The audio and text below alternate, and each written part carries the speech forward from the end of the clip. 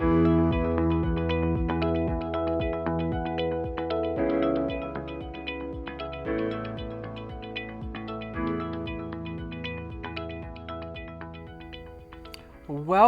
to Session 7 of Transformed. For many of you, this was your goal. Your goal was to be a part of a small group, to be a part of this series for 7 weeks, and you've made it. You've accomplished that goal.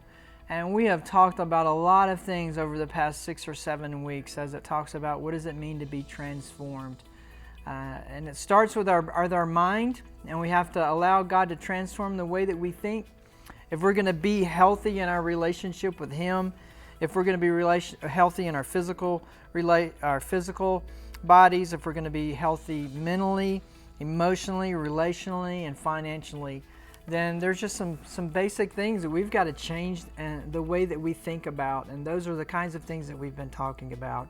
We're going to wrap up our time in this Transform series by talking about vocational health, by talking about our careers, by talking about our jobs. Now, obviously, we're all over the map on this. I mean, some of us are not working. Some of us have retired. Some of us haven't begun the process yet. I know that for those of you that are teenagers and are watching this, you're still trying to decide, what am I going to do? Where am I going to go to college? What is it that I think that I might want to do with my life? It's a tough topic to talk about. But as in most aspects, or of all aspects of life, the Bible has some things to say about our jobs and our careers and how we go about that. So we're going to dig in with this idea of what does it mean to transform my vocational health. So if you'll take your notebooks out or your notes out and follow along and underline, and we'll dig in and see what happens with our time. Matthew chapter 16 verse 26 says this: "What profit is a man if he gains the whole world and loses his soul?" What does it profit a person if he has all the money in the world, has all the success in the world, but he loses his soul? Now, one thing that we have that we're going to take with us to the other side is our soul, and it's how we lived our life. It's not necessarily, it won't be our jobs, it certainly won't be our money. It won't be our houses or our cars or any of those kinds of things. It's going to be It's going to be our real selves. And that's what we've been talking about in our Transform thing. So vocationally, what does that mean? We're going to look at 7 biblical attitudes for a healthy work life. So if what you were hoping in this series is to get 5 easy steps to get your dream job, that's not what this is. If you're looking for 4 ways to help my boss move on, that's not what we're going to do. We're going to look at 7 biblical attitudes that will help us have a healthy work life. So here's the first one. First one is this: I must start working enthusiastically wherever I am. I must start working enthusiastically wherever I am. Colossians 3:23. Whatever you do, work at it with all your heart. Whatever you do, work at it with all of your heart. If you're a security guard, work at it with all your heart. You're an accountant, work at it with all your heart. You're a stay-at-home mom, work at it with all of your heart. You're a salesman, work at it with all your heart. Whatever it is that you do. So this first principle that we have to put into place is this: is I must start working enthusiastically wherever I am. This job is a test from God. Isn't that interesting kind of to think about it? That whatever the particular job that you have right now, it's very possible that it is a test from God. This is what Luke 16:10-12 says. Whoever can be trusted with very little can also be trusted with much. If you have not been trustworthy with someone else's property, who will give you property of your own? So a lot of times you may be finding yourself in a situation in your work life or in your career where you don't think you're meeting your potential, or you don't think you're at the place that you need to be, or you may be thinking that you're being misused or abused or taken advantage of, and God may have you in that place for the very purpose of testing you and saying, are you going to do your best? Are you going to work hard? Are you going to glorify God regardless of the situation that you're in? It's very possible that the job that you have right now is a test from God to see what He's going to do. Here's another thing to remember as I'm working on this, working enthusiastically wherever I am. God is watching. God is watching. 2 Timothy 2:15. Work hard so God can say to you, well done. Be a good workman, one who does not need to be ashamed when God examines your work. Now, is that scary to you? It's scary to me. It's scary to think that God's going to examine my work. See, I'm worried about, you might be worried about your boss examining your work. What about God examining your work? So it could be very well, it is true that God is watching. Here's another key thing that relates to this. I must start working enthusiastically wherever I am. It might be a test from God. God is definitely watching. And the third one is this. My attitude determines my joy. My attitude determines my joy. Proverbs 12:24. The diligent find freedom in their work. The lazy are oppressed by work. My attitude determines my joy. Work enthusiastically wherever you are. Now here's something you need to be reminded about work. When God created Adam and Eve, and He created Adam and put him in the garden, do you know what He gave him? A job. Adam had a job. Perfect, good garden. No sin, no pain. You know the story. Gave him a beautiful wife, Eve. They don't have any worries. They don't even have to wear clothes. But he had a job. When we pass from this life into the next, and we enter into heaven, it is very good indications that when we enter into heaven, that we're going to have jobs for eternity. So a big part of why God is watching you now, is He's watching you now to see what job He's going to give you in heaven. How about that? We're all on a job interview. Even if you have the job, you're still on a job interview when it comes to God. And God is saying, hey, whatever you do, do it with honor. Whatever you do, do your best. Do it enthusiastically. And our attitude plays a huge role in that. So we must start working enthusiastically wherever I am. The second one is this. I must understand who I'm really working for. I don't know if I asked you, who are you working for? I doubt any of you would say God. But all of us are saying God. You say, well, Marty, that's easy for you to say. You're a pastor. You're working for God. Well, yes, but so are you. I'm working for you. In fact, if you're a part of community church, if you're a part of Anthem Community Church, you are my boss in a very real way. And God is who we're all working for. Look at what Colossians chapter 3, verse 23 and 24 says. Work hard and cheerfully at whatever you do, as though you were working for the Lord rather than for people. Remember that the Lord will give you an inheritance as your reward, and the master you are serving is Christ. I must understand that regardless of what my job is, who I'm really working for is God. The next principle that can help us with our attitude when it comes to having a healthy vocational life is this.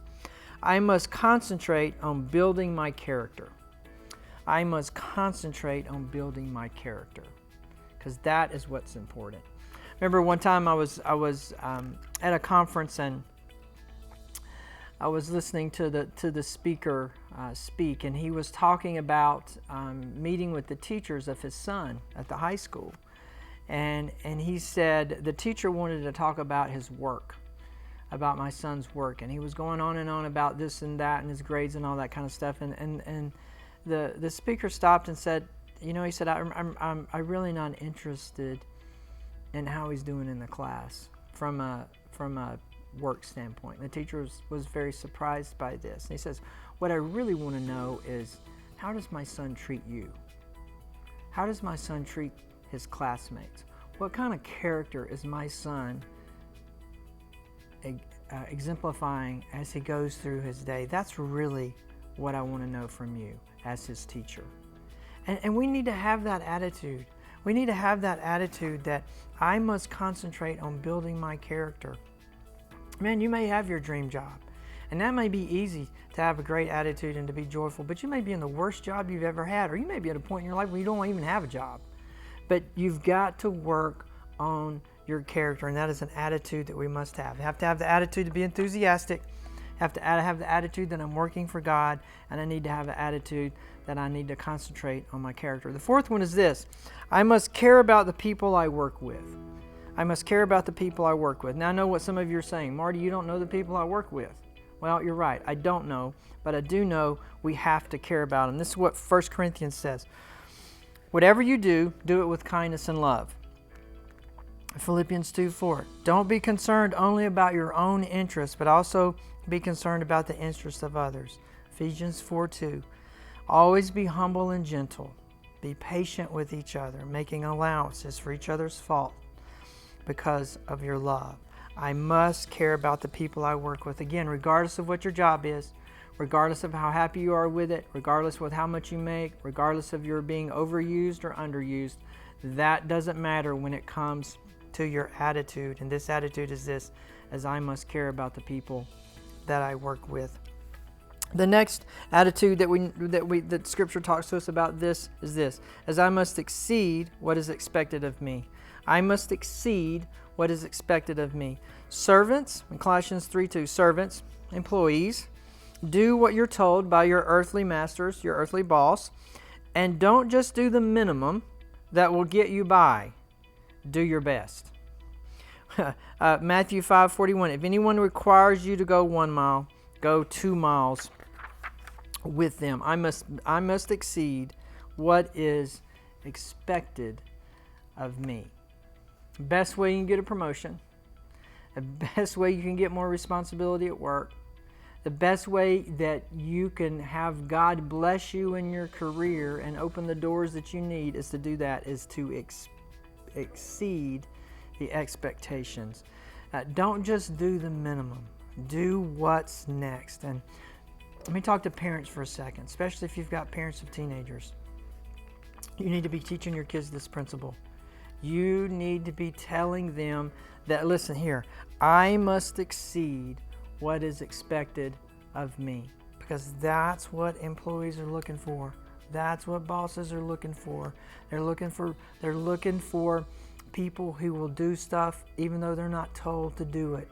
They're not just looking for the bare minimum.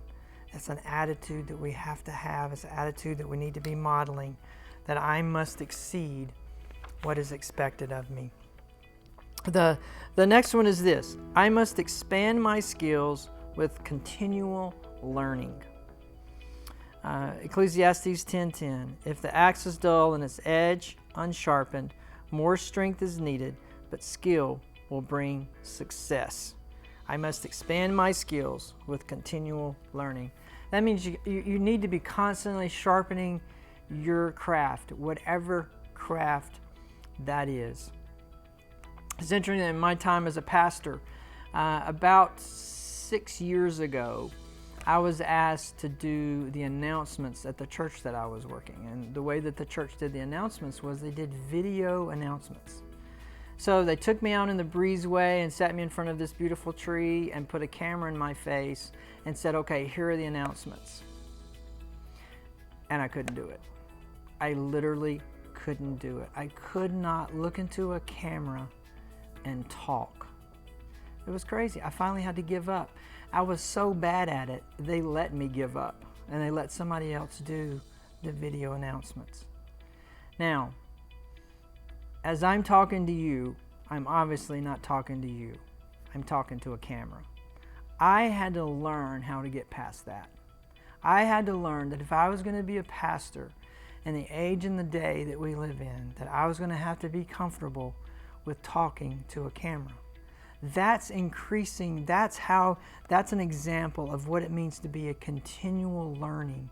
Your craft, you've got to get better at your craft and sharpening that. It's just one of the attitudes that we have to have. The last one is this: I must dedicate my work to be used for God's purpose. I must dedicate my work to be used for God's purpose. Proverbs 16:3, commit your work to the Lord, and then your plans will succeed. 2 Corinthians 5:20, we are Christ's ambassadors. Whatever you need, whatever you do, however it is that you do to earn money, do it for God's glory. If you're a plumber, then plumb for God's glory. If you're a teacher, then teach for God's glory. If you're a mechanic, mechanic for God's glory. If you're a salesman, sell for God's glory. If you're a stay-at-home mom, do stay-at-home mom things for God's glory. All of us. You don't have to be a pastor to work for God's glory. Here's one of the things that I've prayed for a long time, and it's this. God, would you please place me in the place that allows you to bring the most glory to you? Now, God, I want to be in the place. I want to be doing the things. I want to be about the career where I can bring the most glory to you. It's a prayer you should pray. It's a dangerous prayer, but it's a prayer worth praying because everything we do needs to glorify God. So here are the 7 basic attitudes, biblical attitudes that we need to have when it comes to our career. That must start working enthusiastically wherever you're at. Even if you don't love your job, even if you don't like your job, even if you're trying to find another job, be enthusiastic and work hard where you're at. Remember that it could be a test from God, that God is watching, and that your attitude determines most, if not all, of your joy. The second one is this: I must understand who I'm really working for. I'm working for God. Number 3, I must concentrate on building my character. Number 4, I must care about the people I work with. Number 5, I must exceed what is expected of me. Number 6, I must expand my skills with continual learning. And number 7, I must dedicate my work to be used for God's purpose. God has a job for you. It may not be the job you want, but He has a job for you. I believe that when we get to eternity, we're still going to work. It seems to be a basic principle in God's economy and God's kingdom that we have jobs. So how we're doing and how we're working now may very well be that we're on a job interview for what we're going to be doing in heaven. Now, I want to close about this job thing with one thing. I wrote this down a long time ago. Don't ever confuse providing for your family with money. There's a lot of people who take promotions that shouldn't. There's a lot of people who pack up and move to another place in the country but shouldn't, because they think that their career is more important, and they think that if I'm happier at work and if I make more money, then that's actually providing for my family. And many times that can be the worst thing that you can do for your family. Great prayer to pray: God, help me to be in the place that brings the most glory to your name. So you got some things to think about, some things to talk about in your group. You got your discovery questions, and I hope you have some good conversations about that. And again, a good job on hanging in this Transformed and going through these 7 weeks. And I can't wait to hear the stories and the things that are going to come out of the groups that have been meeting, and the devotionals that you've had, and the things that God's revealed to you. So thank you for being a part of what's going on in Anthem Community Church, and let's continue to help each other live the truth of Jesus in everyday life.